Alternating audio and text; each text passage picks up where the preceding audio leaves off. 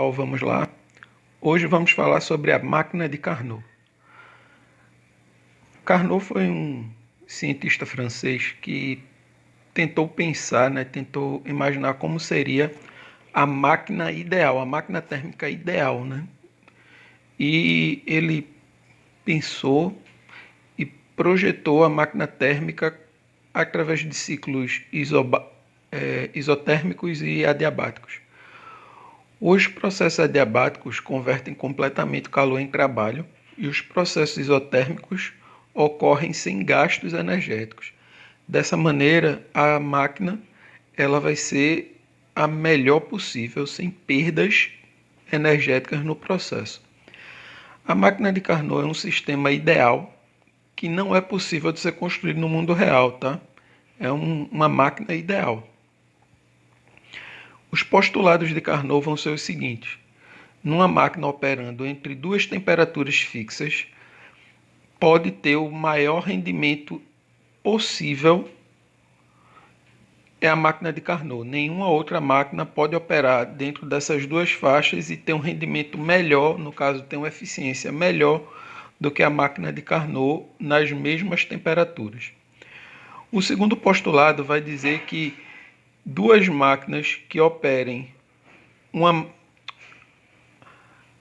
entre as duas temperaturas que uma máquina de Carnot pode operar, nenhuma terá o rendimento melhor do que a máquina de Carnot, independente do fluido que opera essa máquina.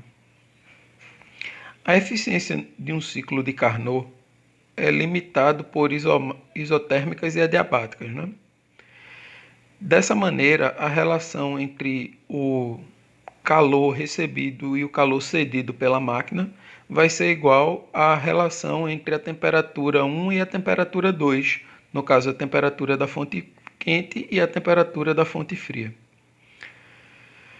O rendimento ou a eficiência é a razão entre o trabalho e o calor recebido, no caso, entre a energia utilizada e a energia disponível para o sistema. Assim, a eficiência vai ser igual a 1 menos o calor cedido pela máquina, dividido pelo calor recebido pela máquina. Assim, a eficiência de Carnot pode ser considerada igual a 1 menos a temperatura da fonte fria, dividido pela temperatura da fonte quente. Como a temperatura da fonte fria é o limitante, e para que essa máquina desse 100%, nós teríamos que ter a temperatura da fonte fria igual ao zero termodinâmico, que é o 0 Kelvin, e pela terceira lei da termodinâmica, o 0 Kelvin não pode ser atingido.